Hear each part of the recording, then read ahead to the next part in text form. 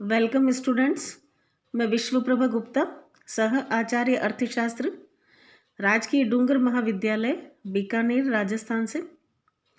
MA previous economics paper second macro economics की class में हमारा टॉपिक चल रहा है various schools and models of macro economics, जिसके 2 पार्ट हम कर चुके हैं।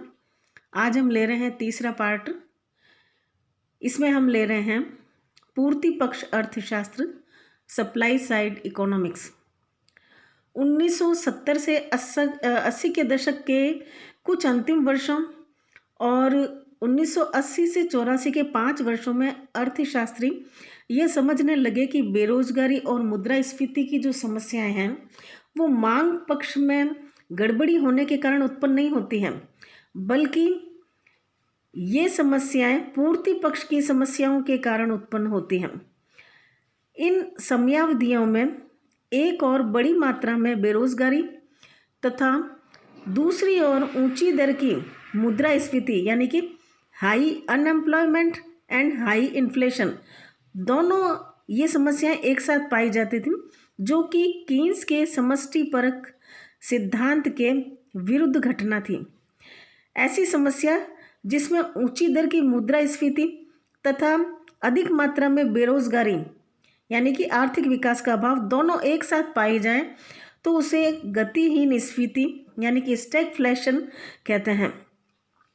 यह एक विचित्र घटना है या विचित्र समस्या है जिसका समाधान कीन्सवादी तथा मुद्रावादी समष्टि अर्थशास्त्र द्वारा सुझाई गई नीतियों से संभव नहीं था। पूर्ति पक्ष के समर्थक उत्पादन में वृद्धि करने और उसके फलस्वरूप रोजगार में वृद्धि करने के लिए कहते थे कि अधिक कार्य किया जाए। बचत और निवेश में वृद्धि के लिए प्रोत्साहन की नीति अपनाने पर बल देते हैं। उनके अनुसार श्रम कार्य और विनियोग में वृद्धि की जाए तो समस्त पूर्ति और उत्पादन को बढ़ाया जा सकता है, और जब समस्त पूर्ति बढ़ती है और उत्पादन बढ़ता है तो इसका मतलब है कि एक और जहां रोजगार बढ़ता है उससे बेरोजगारी दूर होगी और दूसरी ओर मुद्रास्फीति भी कम होगी। पूर्ति पक्ष अर्थशास्त्र के समर्थकों का विचार है कि आयकर की जो ऊंची दरें हैं वे अधिक कार्य करने के लिए बचत में और विनियोग को हतोत्साहित करती हैं, और इसलिए वे अपनी आर्थिक नीति में आयकर की दरों को बहुत कम कर देने का सुझाव देते हैं, ताकि अधिक कार्य करने, बचत करने और निवेश करने के लिए प्रोत्साहन मिल सके और उत्पादन में पर्याप्त वृद्धि हो सके। और जब उत्पादन में वृद्धि होगी तो स्वाभाविक है कि कीमतें घटेंगी और साथ ही रोजगार भी बढ़ेगा। यानी कि उत्पादन में वृद्धि करके मुद्रास्फीति और बेरोजगारी, इन दोनों समस्याओं का एक साथ समाधान संभव हो सकता है। इसके अलावा इनका विचार है कि आयकर और अन्य करों की दरों को घटाने से राष्ट्रीय आय और उत्पादन में इतनी अधिक वृद्धि होगी कि कर की दर कम होने पर भी सरकार को राजस्व अधिक प्राप्त होगा, और जब सरकार को राजस्व अधिक प्राप्त होगा तो सरकार का बजट घाटा भी कम हो जाएगा। इस संबंध में लेफर वक्र यानी लेफर कर्व की जो धारणा है वो विकसित की गई है जिसके अनुसार जब आरंभ में करों की दरें बढ़ती हैं तो सरकार के राजस्व में वृद्धि होती है, किंतु लगातार कर की दरें बढ़ती जाए तो एक बिंदु के पश्चात कर की दरों में वृद्धि से राजस्व घटता जाता है। इस प्रकार पूर्ति पक्ष के अर्थशास्त्र के समर्थकों के अनुसार आयकर और अन्य प्रत्यक्ष कर की दरों में कमी से न केवल राष्ट्रीय उत्पादन, आय और रोजगार में वृद्धि होगी, बल्कि सरकार का राजस्व भी इससे बढ़ जाएगा, जिससे बजट घाटे की समस्या का समाधान भी हो जाएगा। अब हम नेक्स्ट लेते हैं 5वां मॉडल, नव प्रतिष्ठित समष्टि अर्थशास्त्र, विवेकपूर्ण आशंकाओं का सिद्धांत, new classical macroeconomics, rational expectations theory. हाल के कुछ वर्षों में समष्टि अर्थशास्त्र का एक नया मॉडल विकसित किया गया है जो कीन्सवादी समष्टि अर्थशास्त्र के विरुद्ध नीति संबंधी सुझाव देता है। इस विचारधारा के समर्थक ये मानते हैं कि उपभोक्ता और उत्पादक विवेकपूर्ण व्यवहार करते हैं और अपने हित और कल्याण को बढ़ावा देने के लिए अपनी विवेकपूर्ण आशंसाओं यानी कि रैशनल एक्सपेक्टेशंस पर वो कार्य करते हैं और अपने आर्थिक व्यवहार में शीघ्रता से समायोजन कर लेते हैं। इसके परिणाम स्वरूप नवप्रतिष्ठित अर्थशास्त्र समष्टि अर्थशास्त्र के अनुसार अर्थव्यवस्था में अनैच्छिक बेरोजगारी नहीं हो सकती।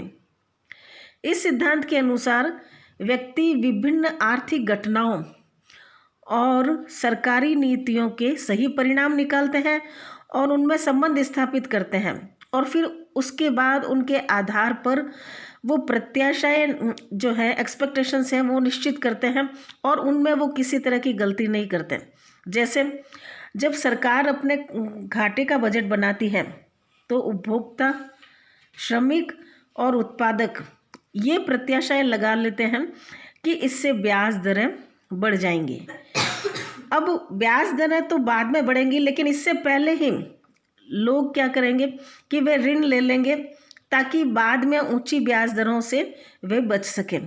तो ऐसा करने से दुर्भाग्य से क्या होगा कि उनके इस व्यवहार से ब्याज दरें तुरंत ही बढ़ जाती है, न कि भविष्य में। कीन्सवादी सिद्धांत के अनुसार सरकारी बजट के घाटे के कारण सरकार के व्यय में वृद्धि होती है, जिससे समस्त मांग बढ़ जाती है, जो कि आय और रोजगार में वृद्धि करती है। जबकि विवेकपूर्ण प्रत्याशाओं की विचारधारा के अनुसार बजट घाटे से ब्याज दर बढ़ जाएगी, जो कि निजी निवेश को घटा देगी। अतः इस सिद्धांत के अनुसार सरकारी व्यय में वृद्धि से समस्त मांग में वृद्धि निजी निवेश में कमी द्वारा कैंसिल हो जाती है। फलतः बजट घाटे से राष्ट्रीय उत्पादन, आय तथा रोजगार की मात्राएं अप्रभावित रहती हैं। इसी प्रकार विवेकपूर्ण प्रत्याशाओं के सिद्धांत के अनुसार सरकार अथवा केंद्रीय बैंक द्वारा मुद्रा पूर्ति में वृद्धि की जाती है तो उपभोक्ता, श्रमिक और उत्पादक ये आशंकाएं करेंगे कि इससे कीमतें बढ़ जाएंगी, क्योंकि अर्थव्यवस्था में मुद्रा पूर्ति की वृद्धि हो गई है। इन आशंकाओं पर कार्य करते हुए श्रमिक अपनी मजदूरियां बढ़ाएंगे, मालिक अपने किराए बढ़ाएंगे, बैंकर अपनी ब्याज दरें बढ़ाएंगे, उत्पादक लोग अपने लाभ मार्जिन में वृद्धि करेंगे। तो इन सब समायोजनों द्वारा मुद्रा पूर्ति में वृद्धि का विभिन्न व्यक्तियों पर पड़ने वाला प्रभाव वो रद्द हो जाएगा। व्यक्तियों और उत्पादकों द्वारा अपने हितों की रक्षा करने के लिए बचाव कार्य करने पर नव प्रतिष्ठित अर्थशास्त्र के समर्थक सरकार द्वारा आर्थिक स्थिरता के लिए समष्टिपरक नीति अपनाने की आवश्यकता नहीं समझते। यानी कि वो ये कहते हैं कि ऐसी स्थिति में सरकार को आर्थिक स्थिरता लाने के लिए किसी प्रकार की कोई नीति अपनाने की ज़रूरत नहीं है, और ये विचार उनके मुद्रावादियों की तरह हैं। अतः इस सिद्धांत के समर्थक भी सरकार द्वारा अर्थव्यवस्था में सक्रिय भूमिका अपनाने के विरुद्ध तर्क देते हैं। उनका विचार है कि मार्केट जो है वो प्रायः संतुलन में ही रहते हैं और लोग अपने हितों की रक्षा के लिए अच्छी प्रकार अपने कार्य व्यवहार को समायोजित करते हैं। आर्थिक स्थिति को सुधारने के लिए अपनी सक्रिय भूमिका द्वारा सरकार कोई विशेष सफलता हासिल नहीं कर सकती। सरकार की तुलना में व्यक्ति स्वयं अपने हितों की रक्षा के लिए बेहतर स्थिति में होते हैं। यानी कि इस विचारधारा के समर्थकों के अनुसार भी सरकार को आर्थिक भूमिका नहीं निभानी चाहिए, यानी कि अर्थव्यवस्था में सरकार की सक्रिय भूमिका की कोई आवश्यकता नहीं है, क्योंकि व्यक्ति स्वयं अपने हितों की रक्षा के लिए बचाव कार्य अपना लेते हैं और बेहतर स्थिति में होते हैं। तो इस तरह से जो है मैक्रो इकोनॉमिक्स के ये विभिन्न मॉडल यहीं ख़त्म हो जाते हैं। Thank you.